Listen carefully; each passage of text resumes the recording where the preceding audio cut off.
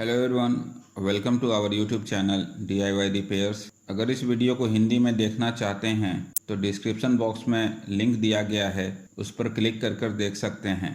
Today we are going to repair the induction cooker और cooktop of Havells company. It is of 1600 watts.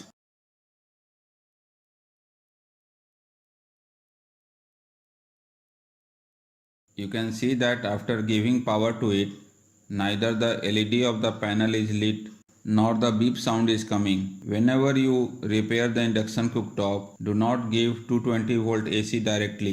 Rather connect it in series with a 100-watt filament bulb so that if there is a short somewhere in the induction cooker, it does not damage the electrical wiring of your house. After connecting a 100-watt bulb in series with the induction cooker and giving power, if the bulb is giving full light, it means that the IGBT or bridge rectifier of the induction cooker or both are bad. If it is giving less light, it means that both the IGBT and bridge rectifier are fine. Still, we will check the IGBT and bridge rectifier once with a multimeter. So let's open the induction cooktop.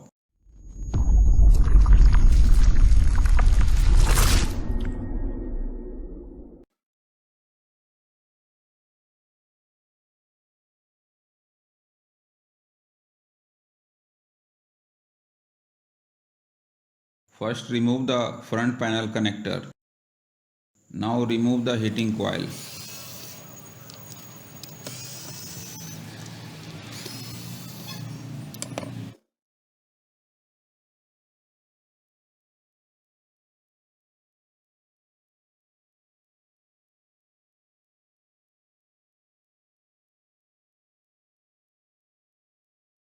This is the circuit board of the induction cooker. Let us see how to check the bridge rectifier and IGBT with a multimeter. The pin below this cut in the bridge rectifier is positive. AC supply is given on the middle two pins.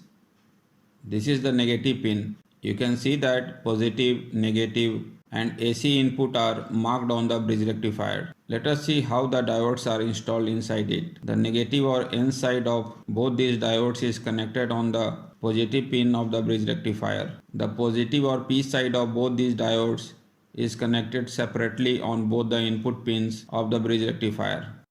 Similarly, the positive or P side of both these diodes is connected on the negative pin of the bridge rectifier, and the negative or N side of both the diodes is connected separately on both the AC input pins of the bridge rectifier. To check the bridge rectifier, first keep the multimeter on continuity or diode mode. Then keep the negative probe of the multimeter on the positive pin of the bridge rectifier and put the positive probe of the multimeter on the AC input pins one by one. You can see that the multimeter is showing the value of the diode, whereas if the probe is placed in reverse, no value will be visible. Similarly, by placing the positive probe of the multimeter on the negative pin of the bridge rectifier and the negative probe on both the AC input pins of the bridge rectifier, the value of the diode will be visible, and if no value is visible on placing the probe in reverse, then it means that the bridge rectifier is fine. But if the multimeter shows continuity between any two pins, then it means that bridge rectifier is bad or shorted. Let us see how to check IGBT with a multimeter. This is the symbol diagram of IGBT.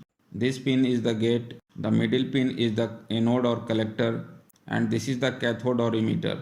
A diode is placed in reverse bias between the anode and the cathode. This means that the negative or N side of the diode is connected to the anode and the positive or P side is connected to the cathode. This gate is isolated from the anode and cathode by this capacitor. To check, keep the multimeter in diode or continuity mode.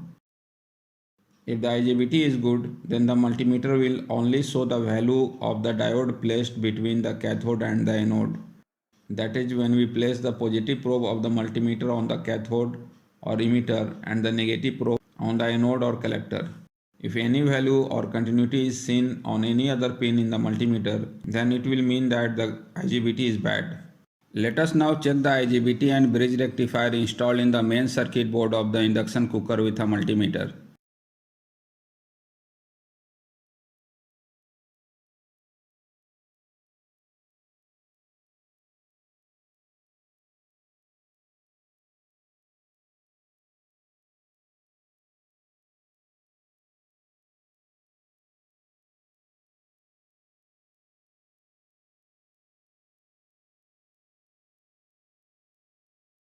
You can see that both the IGBT and bridge rectifier are fine. That is, the high voltage section is fine. Let us now check the low voltage section, that is 5 volt and 18 volt DC.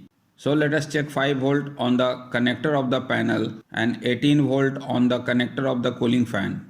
By keeping the multimeter on 200 volt DC, connect the main circuit board to 230 volt AC and check it. You can see that instead of 18 volt, only 8.2 volt are being received on both the pins of the fan connector. And only 2.5 volt are being received on the connector of the panel instead of 5 volt. This means that there is a fault in the low voltage section or the SMPS section of the main board. Mostly the flyback IC in the SMPS section is faulty. So instead of finding the fault in the SMPS section, let us use this module made for induction cooktop, which is easily available in the market.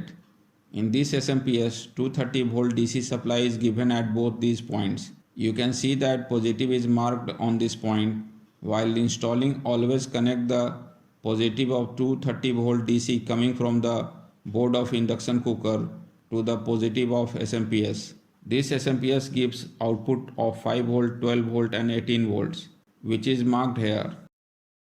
Only 5 volt and 18 volt have to be connected in the induction cooker. You can see that the negative or ground of the output is connected to the ground or negative of the input. So there is no need to reconnect the negative or ground of the output to the board. Before installing this SMPS module, let us remove the low power section from the main board of the induction so that it does not interact with the SMPS module installed from outside. This flyback IC gets power supply from the 4.7 microfarad 400 volt capacitor. You can either remove the flyback IC from the board or cut the supply to the flyback IC. We have cut the track here.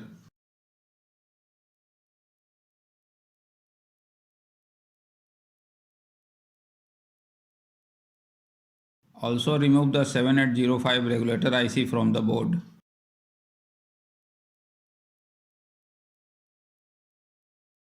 Now solder the power supply 5 volt and 18 volt wires on the SMPS module.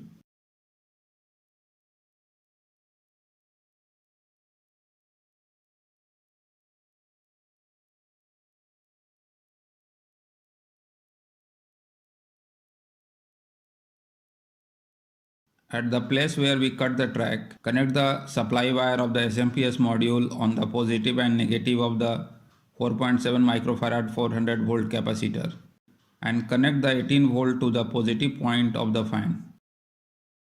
Connect the 5 volt wire to the output point of 7805.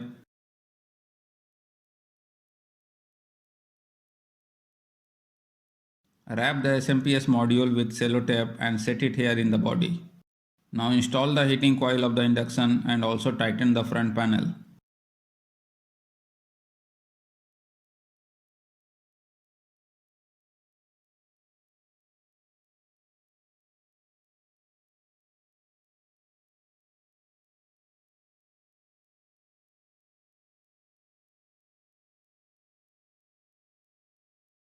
Let's check it by giving power.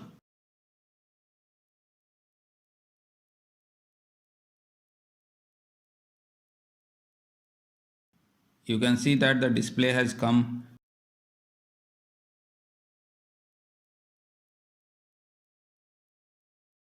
and the induction is also working.